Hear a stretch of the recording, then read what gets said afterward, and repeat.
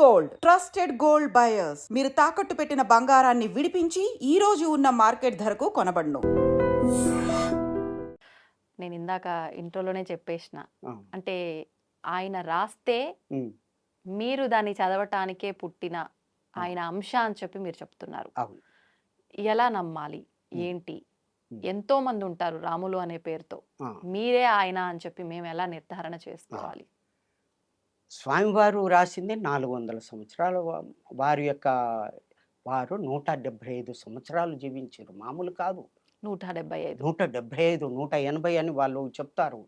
అట్లాగే సిద్ధయ్య కూడా. ఎవరు 175 80 సంవత్సరాలు జీవించింది ఎవరు? వీర బ్రహ్మేంద్ర స్వామి. ఒక్కటి జీవించారు అని అంటే మరణం ఉన్నట్టే కదా.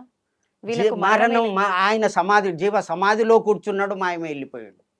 మరణం అంటే ఏంది ఇప్పుడే చెప్పుకున్నాం కదా. కానీ మరి మీరు జీవము అంటే జీవం దగ్గర నుంచి అంటే మళ్ళీ మరణానికి ఈ వచ్చేస్తారు. ఈ శరీరానికి జీవం ప్రాణం ఉన్నప్పుడే కదా జీవం అనేది. ప్రాణం వేరు, ఆత్మ వేరు. ఉమ్, ఈ ప్రాణం ఉన్న శరీరంలోనికి ఆత్మ ప్రవేశించిన తర్వాతనే ఈ యొక్క జ్ఞానేంద్రియాలు కర్మేంద్రియాలు అన్నీ చైతన్య రూపం వస్తాయి, చూడగలుగుతుంది, చదవగలుగుతుంది, మాట్లాడగలుగుతుంది. ఆ యొక్క ఆత్మ లేకుంటే ఈ యొక్క శరీరం మృతప్రాయం. ఓకే. అదే అన్నమాట. అటువంటిది ఎవరి ద్వారా? అక్కడి నుంచి వస్తుంది. ఉమ్, కాబట్టి ఆ ఆత్మ యొక్క స్వరూపం ఆ విధంగా ఉంటుంది ఉమ్, అని శ్రీకృష్ణుడు అర్జునుడికి చెప్పిన తర్వాత ఎక్కడి నుంచి అర్జున విషాద యోగం నుంచి అన్ని చెప్పుకుంటూ పోయి 6వ అధ్యాయం వరకు చెప్పి ఆత్మ సంయమ యోగానికి పోయిన తర్వాత ఇట్లా కూర్చో అర్జున, ఇట్లా చెయ్యి, ఇట్లా చూడు, ఇట్లా చూడు, ఈడ దృష్టి పెట్టు, ఈ విధంగా చెప్తే చివరికి 18 అధ్యాయాలు చెప్పితే స్వామి నా నుంచి కాదు, నాకేం తెలియదు, నాకేం కాదు నాయన అని చెప్పి దండం పెడితే అప్పుడు విశ్వరూపం చూపెట్టు. ఉమ్, విశ్వరూపం అంటే భగవంతుని యొక్క స్వరూపం చూపెడితే ఎన్నిసార్లు చేసినా ఇదైతే అట్లా అజ్ఞానంతో ఉన్నటువంటి వాళ్ళకి అర్థం కాదు. అందుకనే ఎవరు యమధర్మరాజు ఫస్ట్నే చెప్పిండు, ఆ శక్తి కావాలి నాయన, వినటానికి శక్తి కావాలి, చెప్పే వాళ్ళకి శక్తి కావాలని మొదటి మీరు స్టార్టింగ్ లోనే అలా అని చెప్పాను కదా. ఇది ఆత్మజ్ఞానం ఇదంతా. ఈ వేదం కూడా ఇదంతా కూడా వేదం. ఇది మామూలు కాదు. ఇది బ్రహ్మంగారు రాసింది పిచ్చి మాటలు కాదు. ఇది కదా బ్రహ్మం గారి కాలజ్ఞానం. కాలజ్ఞానం అదే. ఇది దీనికి అట్టయేషన్ అంతే ఇదే అన్నమాట. ఈ విధంగా కాబట్టి ఇది వేదం చదవాలంటే ఆత్మజ్ఞానం ఉన్న వాళ్ళే చదవాలి, లేని వాళ్ళకు అర్థం కాదు. అంటే మీకు ఆత్మజ్ఞానం ఉందంటున్నారా?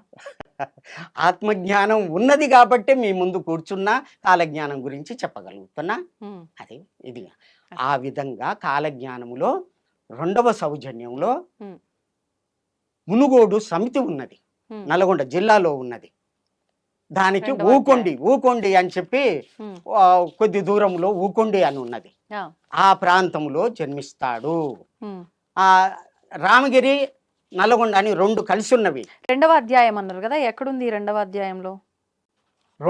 2వ సౌజన్యం.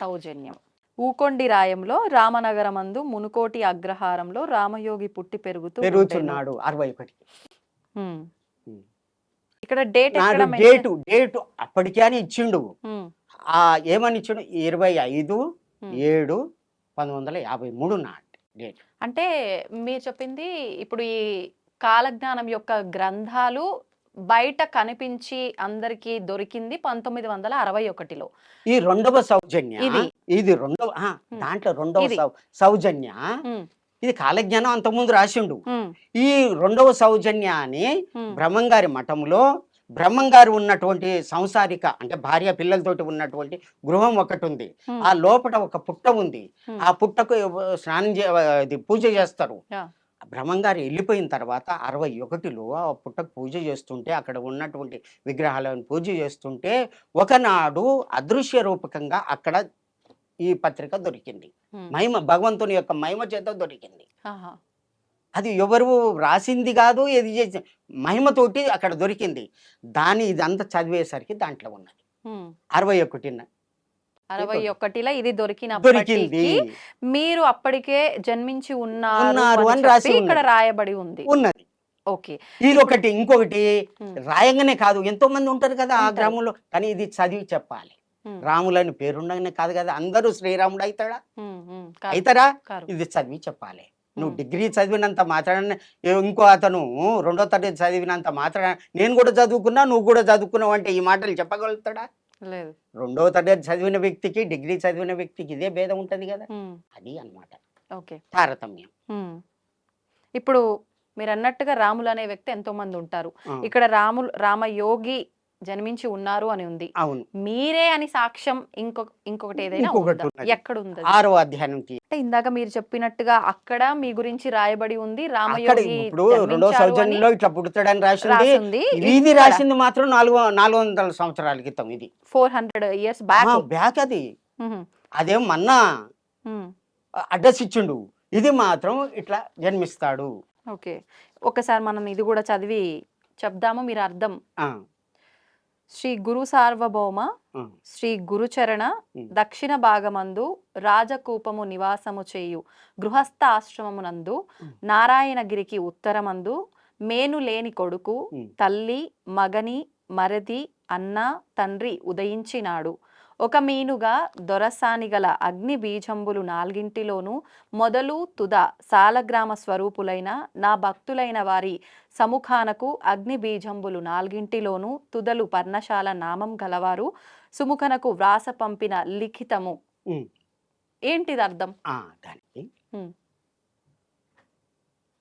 ముందుగా ఏమన్నాడు అంటే గురు సార్వభౌమ. గురు సార్వభౌములు అంటే మాణిక్యేశ్వరి మాతకు శిష్యులై ఉంటారు. ఓకే. శ్రీ గురుచరణ చరణ్ అంటే ఇంకొక గురువు కూడా నల్గొండలో ఉన్నాడు. ఆయన కూడా సేవ చేసిన. అతను ఎవరు? అతను లక్ష్మీ నరసింహస్వామి అని ఉన్నాడు అన్నమాట. అమ్మ దగ్గరికి తీసుకొచ్చింది అతనే అన్నమాట. ఇప్పుడు ఇద్దరికి శిష్యులై ఉంటాడు. అదే దాంట్లో ఎంతో మందికి గురువులు ఉంటారు కదా, మరి అది ఎంతో మందికి గురువులు ఉంటారు, కానీ కాలజ్ఞానానికి సంబంధించిన వాళ్ళై ఉండాలి. ఓకే. దక్షిణ భాగమందు రాజకూపము నివాసం చేసుకుని, రాజకూపం అంటే రాజయోగములో గృహస్థం పెళ్లి చేసుకున్నా సరే సాధన చేస్తాడు, యోగం చేస్తాడు. నారాయణగిరికి ఉత్తరమందు మేను లేని కొడుకు. నారాయణగిరి అంటే తిరుపతికి ఉత్తర భాగములో యాదగిరి గుట్ట ఇక్కడ గోపాలస్వామి గుట్ట అని ఉంది. వేణుగోపాలస్వామి గుట్టకు దక్షిణ భాగములో ఇతను జన్మిస్తాడు. ఎవరు? మేను లేని కొడుకు. ఇక్కడ ఉత్తరం అనుంది. నారాయణగిరికి నారాయణగిరికి అంటే తిరుపతి కదా, ఉత్తరము.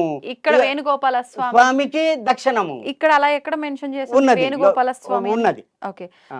మేను లేని కొడుకు. మేను లేని కొడుకు అంటే శరీరం ఉండదు.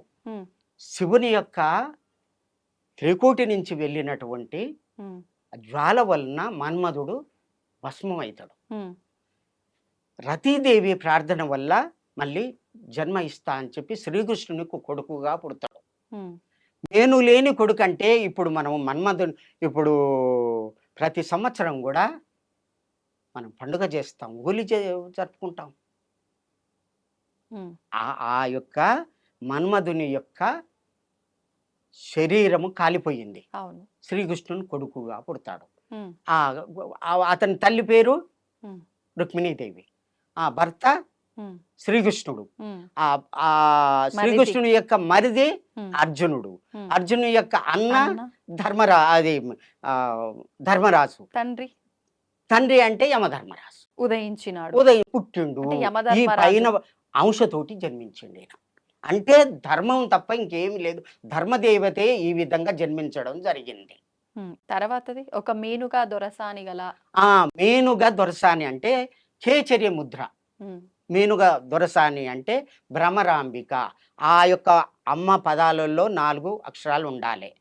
దాంట్లో 2, ఒకటి అగ్ని బీజం, ఇంకొకటి ఆకాశ బీజం ఉండాలి. రామ రామ అనేటటువంటి 2 పదాలు ఒకటే అక్షరం, ఇది పేరులో రావాలి. భ్రమరాంబ అగ్నిబీజం. రా అనేది అగ్నిబీజం, అట్లా రావాలి. భ్రమరాంబ అట్లా వస్తుంది.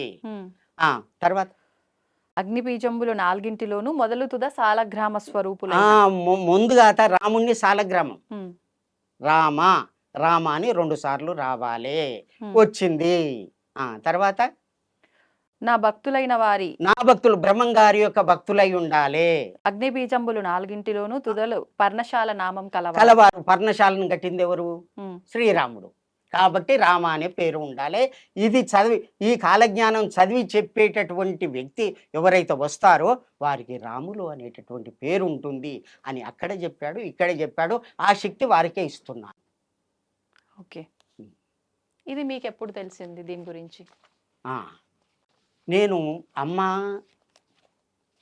కరీంనగర్కి వచ్చిన తర్వాత 78లో వారికి మీరు వెళ్ళి కలవటం జరిగింది. నాకు అనుభూతులు జరిగినవి. తర్వాత శ్రీశైలంలో కూడా దైవిక అనుభూతులు జరిగినవి.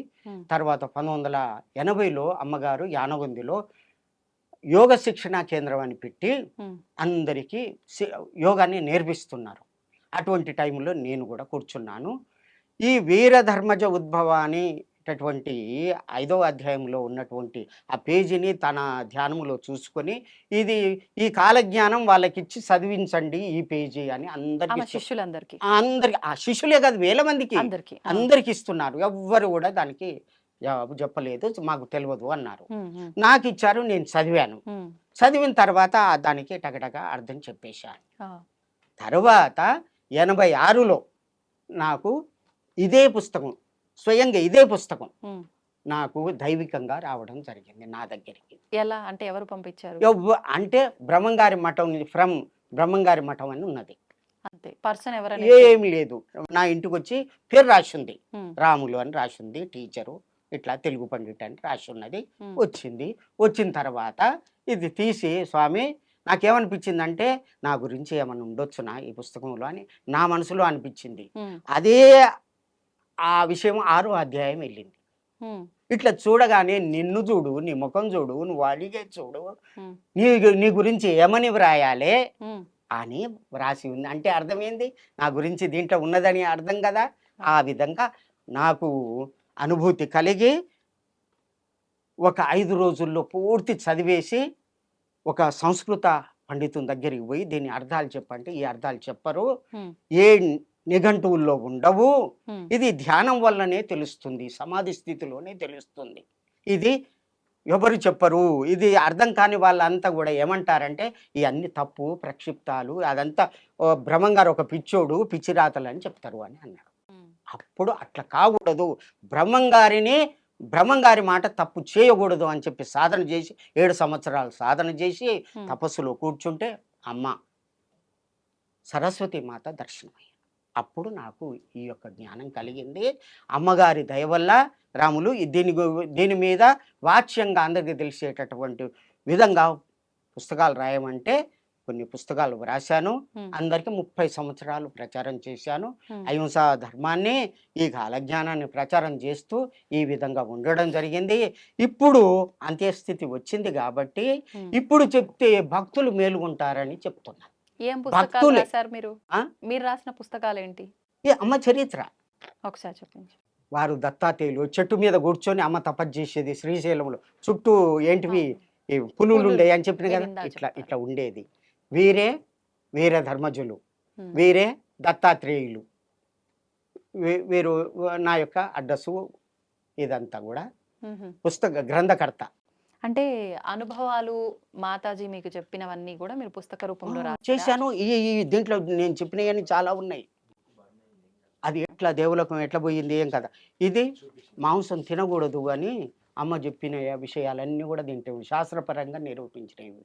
ఓకే, ఇవి ఈ విధంగా అహింస గురించి బోధించడం. అహింస పరమో ధర్మ, అన్ని ధర్మాలకెల్లా ఉత్తమమైనటువంటి ధర్మం అహింస. అన్ని ధర్మాలకెల్లా ఉత్తమమైనటువంటి ధర్మం అహింస అన్నమాట. ఆ ధర్మాన్ని నాతోటి అమ్మగారు బోధించడం జరిగింది. అమ్మగారు ఎట్లా చెప్తే అట్లా చెప్పేది, ప్రవచనాలు ఇచ్చేది, కాలజ్ఞానం చదివి చెప్పేది. దీంట్లో ఇట్లా ఉన్నదని భక్తులకు అందరికి కూడా 30-40 ఏండ్లు ఆ విధంగా చెప్పి చేశాను. వారు అమ్మగారు తపస్సులో ఉన్నారు. భక్తులకు ఇదంతా జ్ఞానం కలిగించడానికి ఇదంతా చేస్తున్నాము ఆ భగవంతుని దయ వల్ల. అయితే మీరు అన్నట్టుగా ఇప్పుడు ఈ కాలజ్ఞానం అందరూ చదవగలుగుతారు కానీ దాంట్లో ఉన్న సారాంశాన్ని మాత్రం ఎవరు బయటికి వ్యక్తపరచలేరు. నేను ఆయన అంశతో పుట్టాను కాబట్టి నేనే వ్యక్తపరచగలను అని చెప్పి, అంటే ఇప్పటి వరకు జరిగిందంతా అంటే అందరికీ తెలిసిందే. ఇప్పుడు జరగబోయేది ప్రస్తుతం మనం వింటున్నాం 2025లో ఉమ్. ఆల్రెడీ ఇప్పటికే మనం చూసాం రకరకాల విపత్తులు, ప్రళయాలు చాలా చాలా చవి చూసాము. ఇంకా జరగబోతున్నాయి అని చెప్పి వింటూ ఉన్నాము. ఇప్పుడు ప్రస్తుతం యుద్ధ వాతావరణం కూడా నెలకొంది. ఉమ్.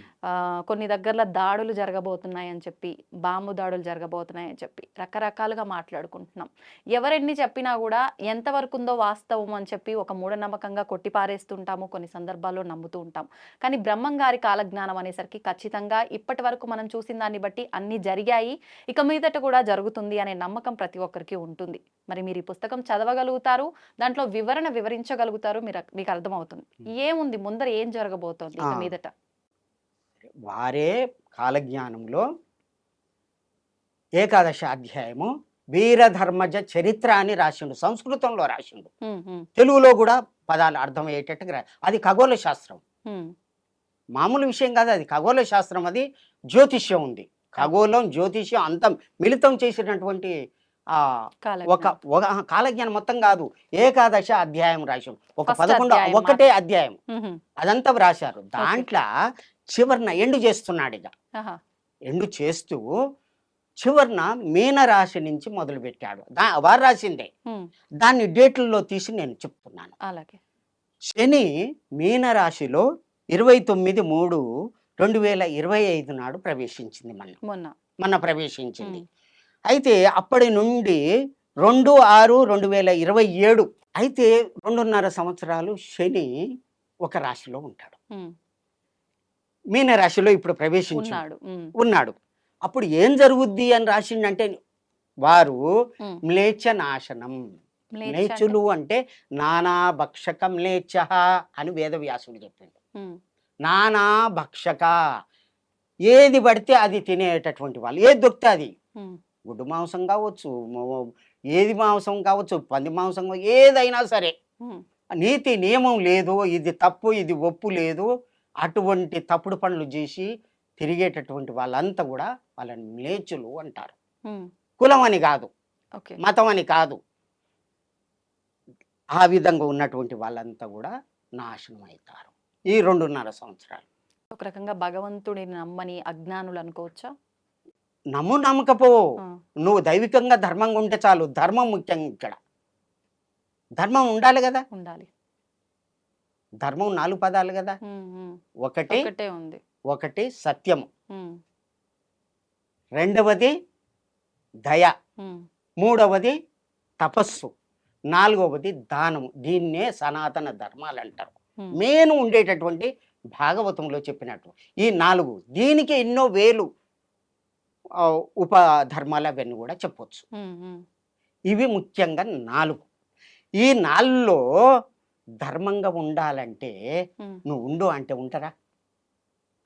సత్యం పలుకురా అంటే పలుకుతారా? అందరూ అబద్ధాలే పలుకుతారు. తపస్సు చేయరా అంటే చేస్తారా? నా నుంచే కాదు మనసు నిలబడతా అంటారు. దానం చేయరా అంటే నువ్వు చేయి, నాకెందుకు, నేనేం చేస్తా. ఉమ్, ఈ 4 గుణాలు ఎప్పుడైతే ఉంటాయో దాన్ని సత్యయుగము అంటారు. ఉమ్, ఇప్పుడు అమ్మగారు వచ్చిన తర్వాత అందరూ భక్తులయ్యారు. అప్పుడున్నటువంటి కలి యొక్క ఉధృతి ఇప్పుడు లేదు. అందరూ యజ్ఞం చేస్తున్నారు, యాగం చేస్తున్నారు, పూజలు చేస్తున్నారు. ఇది పాపం అంటురు, ఇది పుణ్యం అంటురు, దానాలు చేస్తున్నారు. ఇది కూడా దీన్ని ఏమంటారు? కలియుగం పోయింది, సత్యయుగానికి మార్పు జరుగుతుంది అని.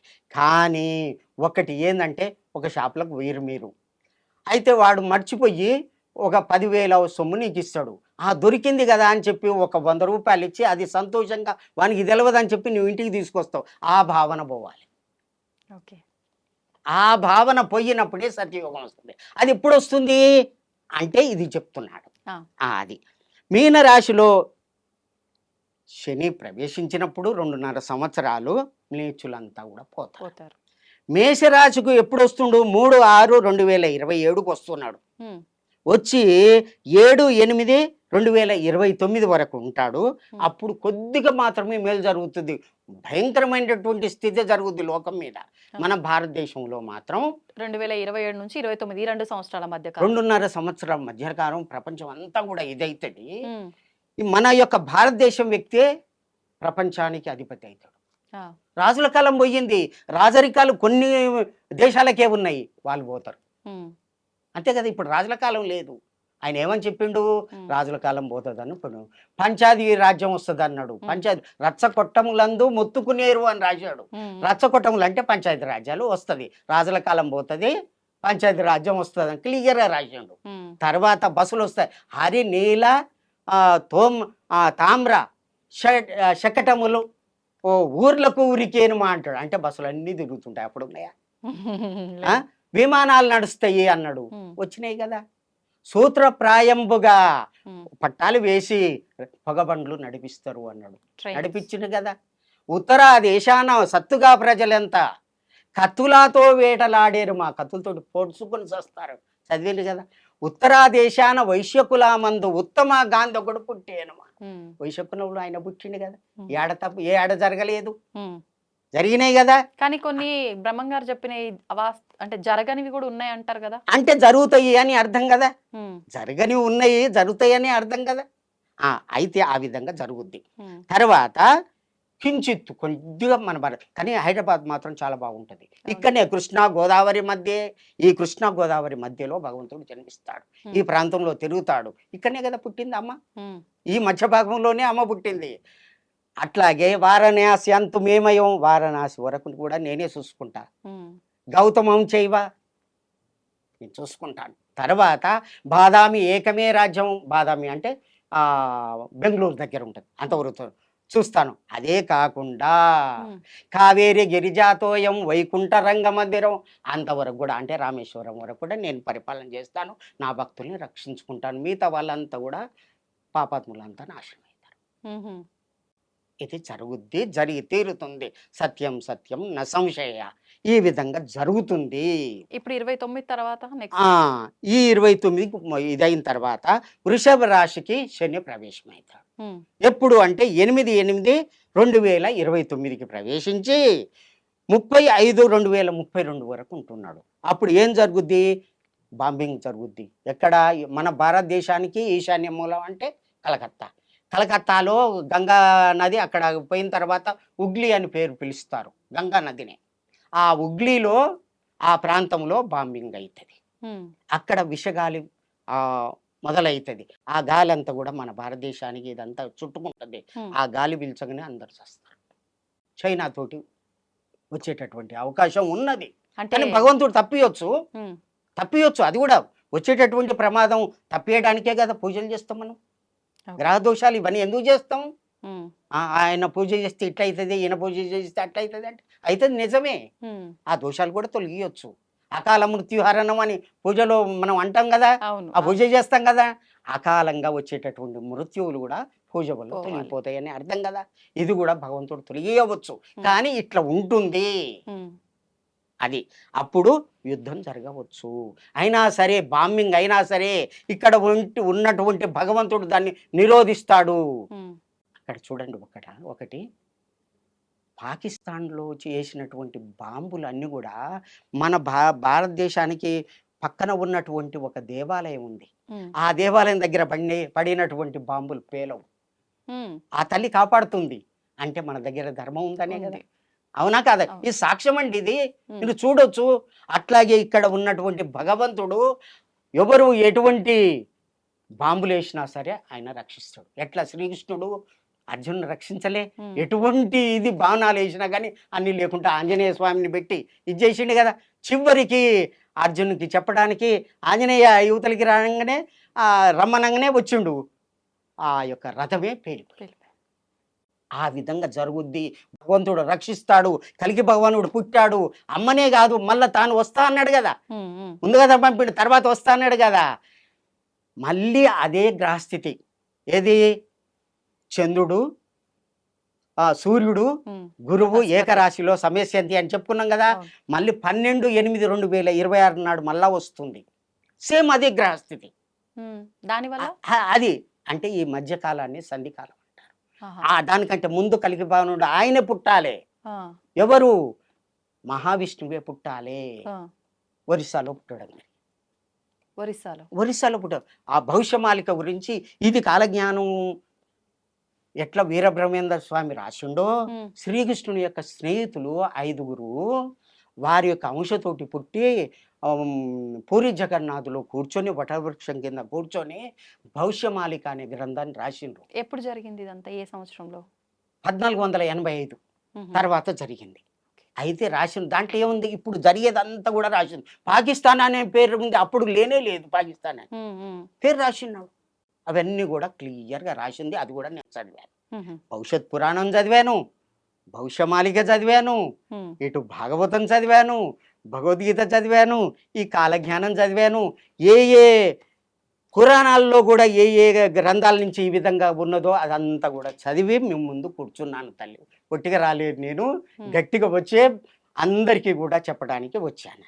మ్మ్. తర్వాత ఈశాన్య మూల నుంచి ఈ విధంగా జరుగుతుంది అన్నాడు. ఆ. అది రావచ్చు, వస్తుంది, భగవంతుడు రక్షిస్తాడు మన భారతదేశం వాళ్ళని. కానీ నమ్మకతోటి ఉండాలి.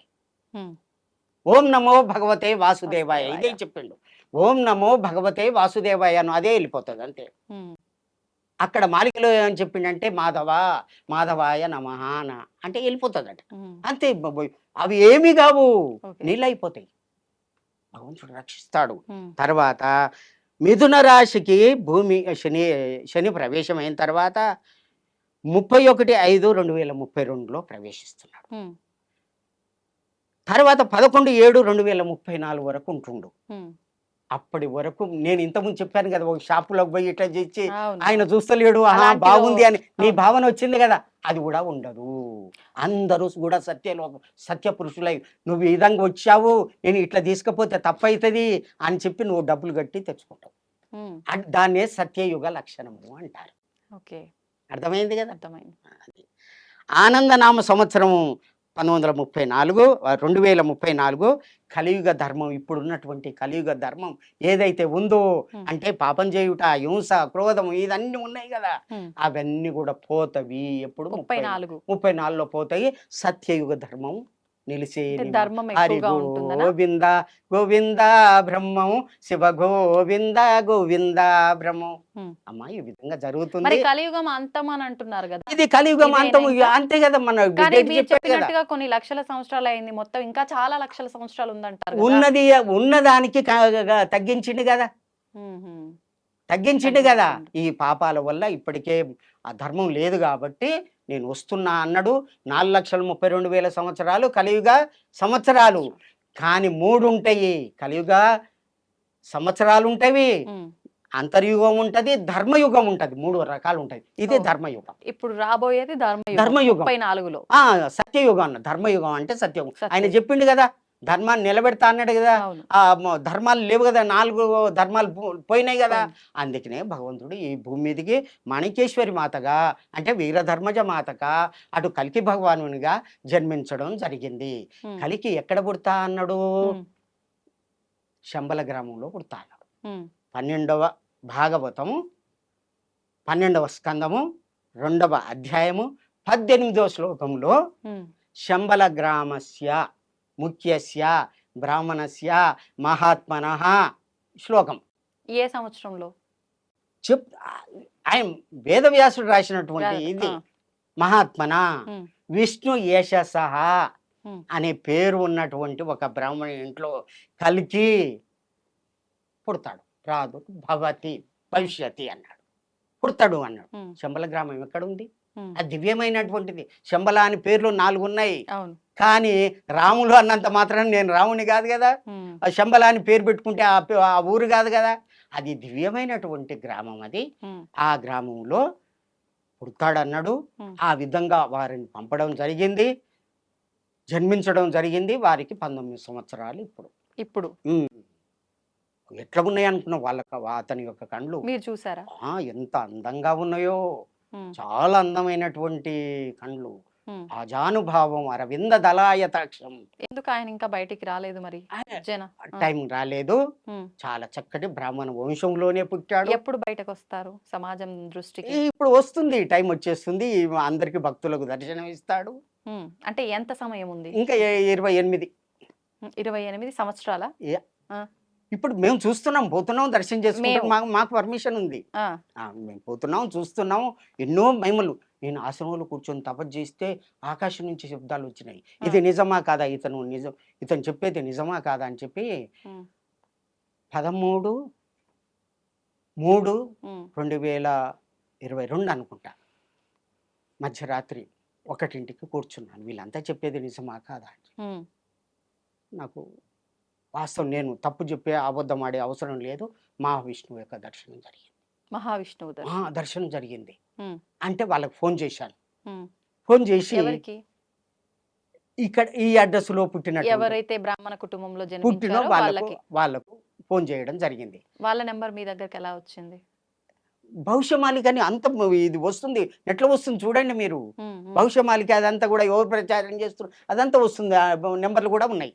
ఉమ్, నేను ఫోన్ చేయడం జరిగింది. నాకు ఇట్లా జరిగింది, ఇది నిజం అనిపిస్తుంది, నేను యోగ సాధనలో ఉన్నాను, మహావతార్ బాబాను చూశాను, ఉమ్, నిధివనంలో రాధామాతను చూశాను, ఉమ్, ఇక్కడ 2016లో భ్రమరమ్మ మాతను కూడా నేను దర్శనం చేసుకున్నాను. నేను యోగ సాధన తుమ్కోనాయే బాబా, నువ్వెవరు ఉమ్, ఎట్లా అంటే, నేను ఒక యోగ సాధకుడిని, నాకు ఇట్లా దర్శనం అయింది, ఉమ్. ఆ స్వామివారిని చూడాలని అనుకుంటున్నాను అంటే అప్పుడు పర్మిషన్ తీసుకున్నారు.